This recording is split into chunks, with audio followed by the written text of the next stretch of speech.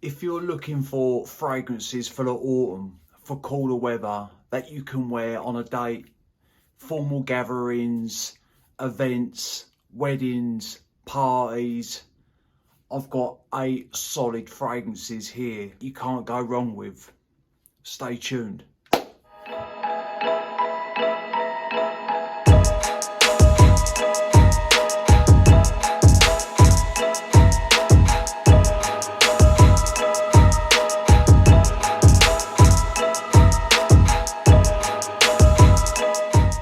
What is good, YouTube? Hello ladies and gentlemen, and welcome back. That is right, I've got you covered when it comes to autumn. 8 great fragrances. There is something for everyone here. There is a couple of unisex ones on the list. There's definitely some masculine ones on the list, but a lot of these fragrances are niche, or there's a few designer but the rest are niche fragrances. I'm going to get straight into it. Right. For me personally, when it comes to cooler weather, I like something with a little bit of heft to it, with a little bit of sweetness to it, sometimes quite woody, sometimes with a little bit of oud. But first off, I'm going to start with a designer fragrance, a newer designer fragrance. It is coming from the house of Hugo Boss. It is Hugo Boss bottled Elixir. Right, there is no doubt about it, this is a solid release, but you have to appreciate, it is good, you have to appreciate incense to enjoy this fragrance, because you get it top, mid and base. It stays all the way through with the fragrance. You got frankincense, cardamom, patchouli, vetiver, labdanum and cedar. This is not an overly complex scent. Like I say, you get the incense straight from the get-go. There is a fresh bit of spice in there coming from the cardamom. But after a couple of minutes, that cardamom really calms down. And this fragrance has always got a little bit of sweetness to it. But after a few minutes, wood start creeping in. Now I get a smoky quality that comes through. Maybe it's the vetiver mixing in with the patchouli and the frankincense. It has an incensey quality, but also it does come across a little bit smoky. The more it dries down, the fragrance starts to warm up, the labdanum comes in, gives it a little bit of a balsamic edge, warms it up, sweetens it up, woods creep through a little bit more. Plus this does go ever so slightly musky on my skin. A lot of fragrances tend to go musky on me, even if there's not musk listed in a note breakdown. It's just how my skin reacts to a lot of fragrances. This would be great for a date night. This is definitely a masculine fragrance. This would be great for a date night, a party, a gathering. But I would go light with the trigger. Reason being is that when this first opens up, it does open up loud. Like this thing does project, and obviously as time goes by it starts to sit closer to the skin, but it is a solid fragrance, scent wise, longevity wise, projection wise. And this doesn't remind me of any of the Boss bottled lineup. This does its own thing completely, so it's unique in that aspect of things, because it doesn't smell nothing like any of the other Boss bottled. But I wanted to start with this. It is a solid release. Fellas, if you haven't tried this already, sample it. Like I say, if you enjoy frankincense in your fragrances with a little bit of sweetness, a little bit of warmth, woodsy, a little bit musky, smoky, you will appreciate this. This fragrance that I'm going to show you next, scent profile wise, it's outstanding. I have one gripe with this fragrance, and I'll get to it in a minute. But this is set up from the house of Moresque. Beautiful presentation, lovely atomizers, and the scent is of high quality in my own personal opinion. This is a niche house, right? You got bergamot, lemon, saffron, ylang ylang, myrrh, vanilla, benzoin, amber, and sandalwood. Right, when this first opens up, you get a very short blast of this citrus. It's there, then it's gone. But with this, it's warm, spicy, creamy. Right, the ylang ylang here is giving this fragrance a creamy quality, but also it gives this a little bit of a dirty, sour tinge, only slightly, and it's sitting in the back because it is overshadowed by the myrrh, because the myrrh is there straight away. Resinous, creamy, a little bit of a dirty tinge, but very lightly. I can't pick it up in the air, I can only pick it up on my skin, and I think the ylang ylang is causing that. Warm, spicy, resinous, creamy, a little bit of a dirty tinge to it. Now, with all this, it's vanillic. Like the vanilla just sort of creates a cloud over this fragrance, and I get the vanilla basically all the way through. As this starts to dry down, I get a nutty nuance, and I don't know where that's coming from, only lightly, but I pick up something nutty in here, and I don't know what's causing that. But as this dries down, the sandalwood helps out on the creamy side of things, adds a little bit of a woodsy undertone. Now things go from resinous, balsamic, the amber comes through. It's a great fragrance. It smells fantastic. To me, this is unisex. My only gripe is the longevity and projection. It is such a... It's hard to even call it a moderate projection. At first, maybe for the first half hour to 45 minutes, it gives you moderate, but then it tends to sit closer to the skin. So for someone to get a whiff of this, they would have to get in your space.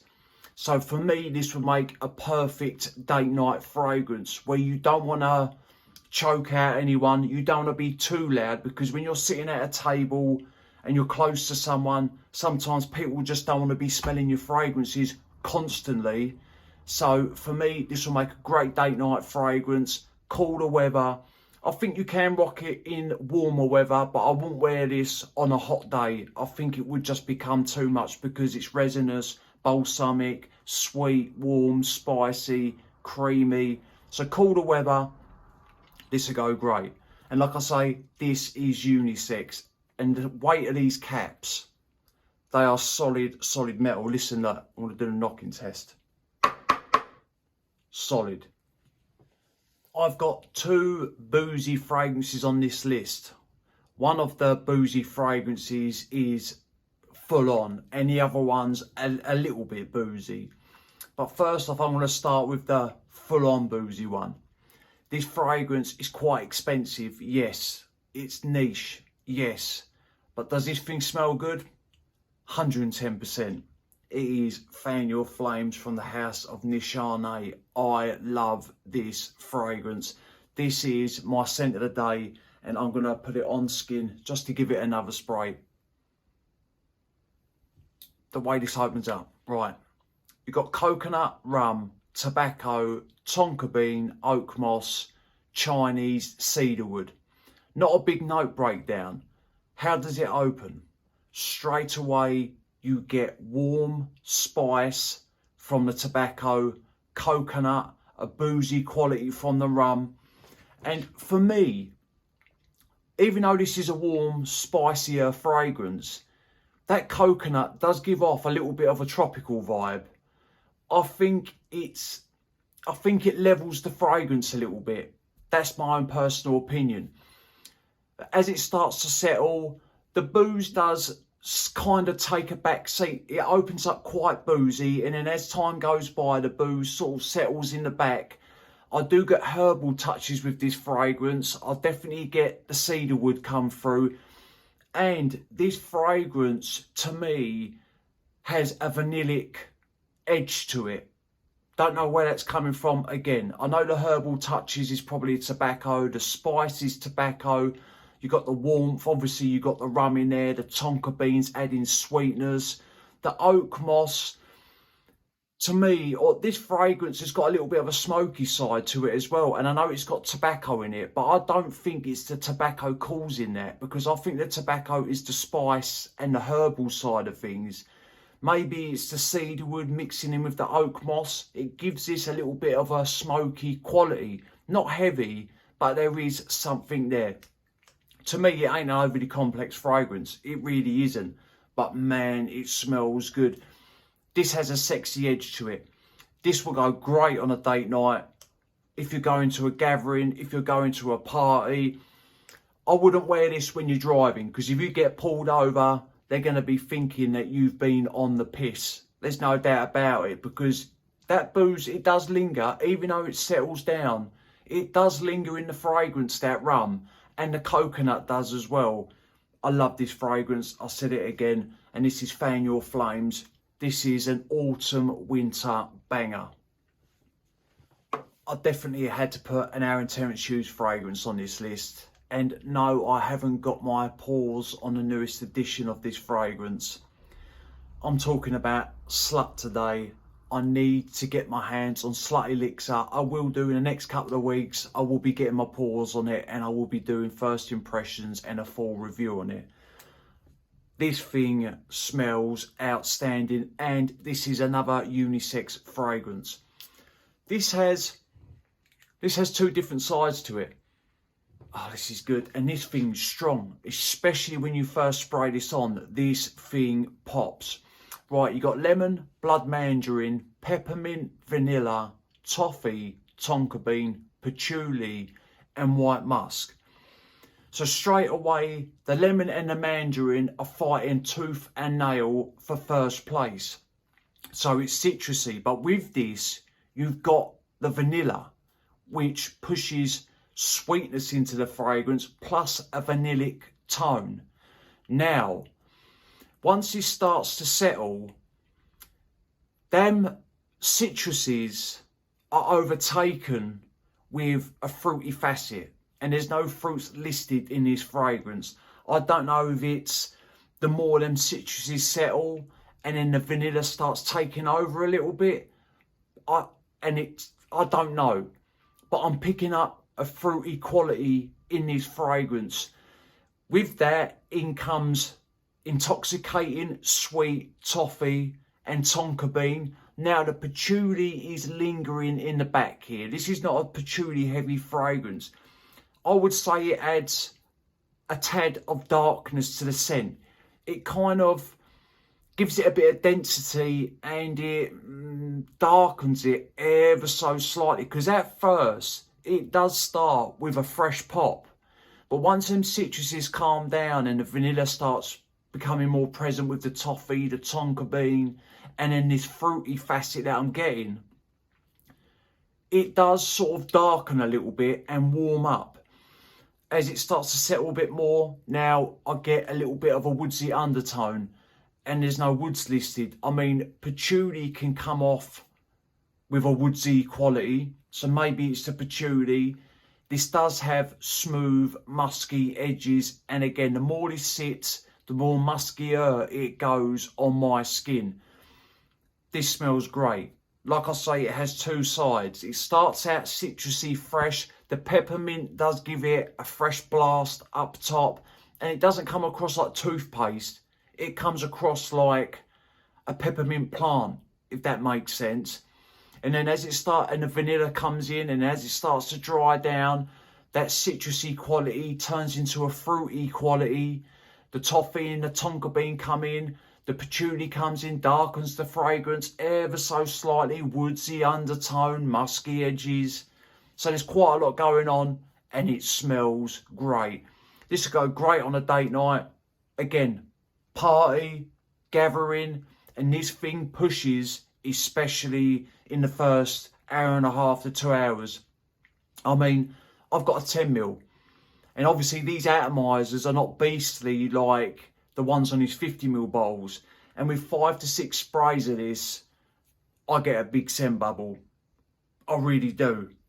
If you haven't tried this, this is worth a pick up. Oh, and it's extrait to parfum as well, so higher oil concentration. Anyway, that is Slut. Deserves to be on this list. solid fragrance. What would the list be without a Tom Ford fragrance? I mean, I'm not going to get into it today. There's quite a lot I could say about the brand. Some of the fragrances to me are definitely worth the money, and some of them are way overpriced. I mean, especially in the private collection, you can get top quality niche fragrances for the price of some of his 50 mls in the brand or in the private collection, but I'm not going to get into that. Today I'm speaking about Ombre Lever. Yes, this is masculine, this is beefy, this is leathery, and this smells fantastic. This is not, to me, this is not a challenging leather fragrance. I mean, if you've never had a leather fragrance before, you might find it a little bit challenging. But if you're used to dabbling in with leather fragrances, this is not a challenging one to wear. It really isn't. Right, you got jasmine, sambac, cardamom, saffron, black leather, patchouli, vetiver, amber and white musk. What do I get when this opens up? Straight away, it's spicy. There's a little bit of sweetness there. Obviously, you get the leather straight away. But to me, I think the saffron's a supporting note up top, because saffron can come across spicy and it can come across with a leathery undertone or a leathery edge to it. So I think the saffron's helping out the cardamom. Plus, I think it's just beefing up that leather in the opening. Now, the jasmine sambac is adding the sweetness into the fragrance up top. Plus, it is leveling that leather. It smooths and softens the edges of this fragrance. And I think if you took the jasmine sambac out, I think this would be a little bit more of a rugged, rough leather fragrance. So in there, it's keeping that leather in check. Starts to dry down a little bit more. I start getting some woodsy nuances come through. The fragrance starts warming up. A little bit more sweetness comes through from the amber. This does have musky edges, and I do get an earthy quality from this fragrance late in the dry down. I don't pick it up top. I don't pick it up in the mid. But once it starts, or once it's sat for a little while, and I put my nose to the back of my hand or wherever I've sprayed it, there is a little bit of an earthy, smoky quality there. This is a great fragrance. Cooler weather, without a doubt. If you want to wear this to a date, I would do 2 sprays. You do not need any more. It is a strong fragrance. If you're going to a gathering and you're outside, 4 to 5 sprays. And when the wind picks this up and it crosses someone's nose, they're going to be like a bloodhound, and they're going to be going, who smells so goddamn good? Masculine. It's got a little bit, it's a little bit bold, I suppose. It's like I'm in business type of fragrance. A little bit of a bad boy fragrance, and that is Ombre Lever. Great longevity, great projection. Like I say, cooler weather. I wouldn't touch this with a barge pole. In hotter weather, no way. Forget about it. Solid fragrance. Now, this fragrance is from a very popular niche brand, Perfumes de Marly, and I only own a couple of full bottles from their house. I wanted to go with one that I think's unisex, but leans a little bit more on the masculine side. I definitely think a woman can pull this off. I was going to put in Herod. That's a very popular fragrance, but I went with Pegasus. To me, this has a heady edge to it. You got florals in here. I'll get into it. But I love the way this smells. And this does give me a little bit, or this has got a little bit of a metallic touch to it. And look at the colour of the bottle. I think I can pick up something metallic in this fragrance. Right, you got cypress, bergamot, heliotrope, jasmine, lavender, bitter almond, vanilla, amber, and sandalwood. What do I get when this first opens up? You get a blast to that bergamot. This definitely opens up fresh. With it, you've got sweet florals, and straight away to my nose, this fragrance has a creamy quality to it. But the more it dries down and the more it sits on my skin, the more creamier that goes. it's the heliotrope is backing up the bitter almond, because this does have a bitter touch to it as well. You do get the bitter almonds, a little bit nutty, a little bit sweet, also a little bit of a fruity facet going on. I think the heliotrope is helping that almondy nuance, because heliotrope can give off an almondy quality, and I think it's helping out with the bitter almond in this. And then as it starts to dry, the vanilla becomes present along with the amber. It's sitting on a nice creamy woodsy sandalwood base. There's always freshness to this fragrance. It's always sweet, but it never becomes too sweet. Like I say, when you start picking up on that nutty quality, sort of when it starts heading into the mid, and then that stays, but the more it sits, that nutty facet moves to the back, and then the sandalwood comes further or becomes more present along with the vanilla and the amber. So fresh, sweet, a little bit woodsy, creamy, floral. And when I say floral, this has just got a heady edge to it. It's not something that's screaming completely feminine or old lady-ish, or it's nothing like that. Because you've got the lavender here as well, I think balances out that heady edge.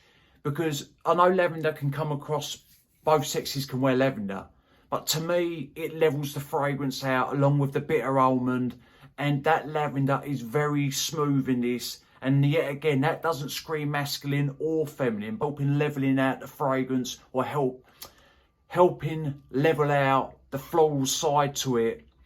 But this is a great fragrance, it really is. Would I wear this on a date night? Definitely. Would I wear this to a party or a gathering? 110%. Great longevity, great projection, and like I say, both sexes can wear this. Some women might think it's a little bit too masculine, or some fellas, because of the heady edge, might think it's a little bit too feminine. Unisex leaning a tad masculine. That's my own personal opinion. It's a great fragrance, definitely deserves to be on this list. Go over to Perfumes de Marly's website. They've got loads of fragrances. This is not a sponsored video by anybody, but all these fragrances that I'm talking about today, they're all worth sampling. I would not review a fragrance if it smelled, you know what I'm saying. But anyway, that is Pegasus from the house of Perfumes de Marly. I have another one from the house of Moresque. It is Tamima Sillage. This is a superb fragrance. If you look on some websites, they say that this is for women. I have to disagree with that completely. For me, this is 100% unisex, split down the middle, and we're going to get into it. Again, great atomizer, lovely presentation, solid metal cap. This stuff is good. Right, you got orange, white pepper, mugwort, neroli, orris, amber, green cardamom, coriander, caraway, vanilla, cypriol, labdanum, myrrh, cashmere wood, agar wood, and musk. And we all know that agar wood is oud. This opens up fresh, spicy. The orange, to my nose, overshadows the neroli. That is sitting way in the back, the neroli is, to my nose anyway, and I get a fresh citric orange blast up top along with the spice from the white pepper. Now, after that opening tames down after a minute or two, the orris comes through, which adds a powdery quality. It's not lipsticky, it's not cosmetic bag, it just adds quite a lot of powder into the fragrance. Then with this, I start picking up on the vanilla. Now, when that vanilla is present, that is when I can start picking up on the cardamom and the oud. Now the cardamom here comes across, or I get an aromatic quality from this fragrance. Well, I know it's got coriander in it, but I think with the coriander mixed with the caraway and mixed with the green cardamom, I think it's all creating this aromatic side to the fragrance, sweetened up by vanilla. and then the oud is sitting way in the back, and that is where the oud stays for me. That agar wood never comes out strongly in the base, not in the mid. It's always lurking in the background. It puts a little bit of density to the fragrance. It structures it. It adds a little bit of darkness. It's not fecal. It's not off-putting. It doesn't smell like cow shit. It's nothing like that. It's literally woodsy, a little bit of an oudy smell to it, but it's always sitting in the back. When it goes from mid to dry down, the aromatics take a little bit of a step back, and then that vanilla amps up a little bit more. The labdanum and myrrh, they do warm the base up of this fragrance, and they do bring in a balsamic quality, but it's never too heavy, because it's got like this musky undertone, and you've got the vanilla, but nothing ever becomes too much. Like, nothing in this fragrance screams, apart from that orange to my nose in the opening. Everything is sort of relaxed. Nothing, like the oud doesn't jump out, the aromatics don't jump out too much, the labdanum and the myrrh don't jump out too much, the orris doesn't jump out too much. Everything's well blended, smoothed out. This is a great scent. It really is. There's a lot going on with it. And for me, and it does have little floral touches, but way in the back. And for someone to turn around and say to me, like, if I was blindfolded and I smelt this and I didn't know anything about this fragrance, I would turn around and say, this is 100% unisex. Because to me, it has kind of feminine touches with it. Plus, it has masculine qualities to it. It's unisex. It really is. And it is a great fragrance. At first, this is loud. It does start out quite beefy. 5 to 6 sprays is going to give you a nice big scent bubble. But then it reins in after about an hour and a half. And then it starts sitting closer to the skin round about the 3-hour mark. When you do spray your garments, it does last longer. This would be great for a date night again. And for a gathering. This is a solid fragrance. And ladies and gents, if you're watching this, get yourself a sample of this fragrance. It's a bit of an unusual scent. Like, I have not smelled a fragrance that really smells like this. It's different to everything that I own in my collection. That's a good thing. Anyway, that is Tamima Silage from the House of Moresque. Stunner. Now we are at number 8. And I always forget to say this. This is in no particular order. They're all great fragrances to me. Like, they're all stunners. You can't go wrong with any of these. If you just want to smell good in general on a cooler day, you can't go wrong with any of these fragrances. But at number 8, or last I should say, not in the pecking order, but lastly but not leastly, it is Kayali's Vanilla Sugar Patchouli 64. That is a long ass name. This thing is addictive.